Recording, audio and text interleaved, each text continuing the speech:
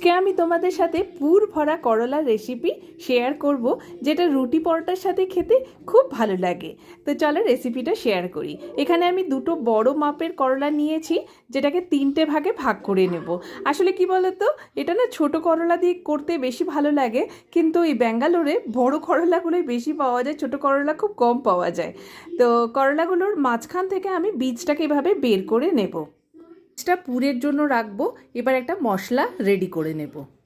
1 চামচ জিরে, 1 চামচ ধনে, বাদাম নিয়েছি একটুখানি, পনির নিয়েছি, বীজটা আছে করলার, আর 1 চামচ মতো এখানে তিল নিয়েছি, আর নারকেল নিয়েছি 2 চামচ মতো, আর 1 টুকরো আদা, আর একটু তেঁতুল ভিজিয়ে রেখে দিয়েছি গরম জল দিয়ে।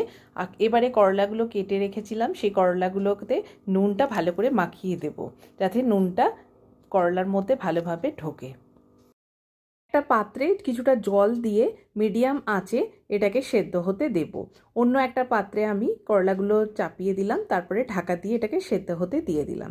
এবারে ননস্টিকের একটা প্যান বসিয়ে দিলাম, একদম লো আঁচে প্রথমে বাদামটাকে ভেজে নেব। তারপরে এখানে করলার বীজ বাদবাকি যেগুলো আছে জিরে ধনে সেগুলোকে দিয়ে ভালো করে ভাজবো। আর এখানে আমি নারকেলটা পরে অ্যাড করব, আদাটাকে এখানে ঘষে দিলাম। স্টাফিংটা মনে হচ্ছিল একটু কম হচ্ছে, তো সেই জন্য আমি ফ্রিজ থেকে বের করে আরও একটু পনির এখানে অ্যাড করে দিলাম। যেহেতু ফ্রিজে ছিল তাই এটাকে একটু এইভাবে গ্রেট করে পনিরটা অ্যাড করে দিলাম। এর ফাঁকে কিন্তু আমি করলাটাকেও একবার উল্টে নিলাম। প্রায় 15 মিনিট মতো হয়ে গেছে, পাক্কা 20 মিনিট লেগেছিল এটা সেদ্ধ হতে।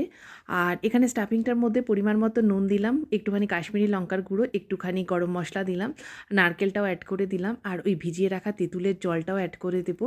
আর এখানে 1 চামচ মতো গুড় দিলাম, যাতে করে স্বাদটা ঠিকঠাক হয়, ব্যালেন্সটা ভালো হয়। এবারে এই মশলাটা ঠান্ডা হলে এটা উঠিয়ে নেব, তারপরে এটাকে পেস্ট করে নেব। 20 মিনিট লাগলো করলাটা সেদ্ধ হতে। তো করলাটা একটু ঠান্ডা হলে আমি পুরগুলোকে এভাবে ভরে দেব।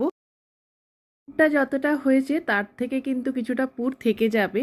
তো এবারে আমি পুরটাকে খুব ভালো করে কিন্তু এখানে ভরে দিলাম, যাতে করে প্রত্যেকটা বাইটেই খাওয়ার সময় পুরটা পাওয়া যায়। এবারে সর্ষের তেলে এটাকে ভালো করে এপিট ওপিট করে করলাগুলোকে ভেজে উঠিয়ে নেব। আর যে পুরটা বেঁচে ছিল সেই পুরটাকে এখানে কড়াইতে দিলাম, তারপরে একটু জল দিয়ে দিয়ে এটাকে নরম করে নেব, মানে একটু পাতলা করে নেব, গ্রেভি গ্রেভি টাইপের করে নেব। তারপরে এখানে নামাবার আগে একটু কালারের জন্য, জাস্ট কালারটা আনার জন্য কাশ্মীরি লঙ্কার গুঁড়ো দিয়ে দেব। তারপর এটাকে নামিয়ে নেব। এবার এটা রুটি পরোটার সাথে খাও, খেতে খুব ভালো লাগে। যারা করলা খেতে পছন্দ করে না তাদেরও আশা করি এই রেসিপিটা ভালো লাগবে। তো আবার দেখা হবে অন্য একটা ভিডিও। আর আমার ভিডিওটা যদি ভালো লাগে তাহলে একটা লাইক কিন্তু অবশ্যই করো। নমস্কার।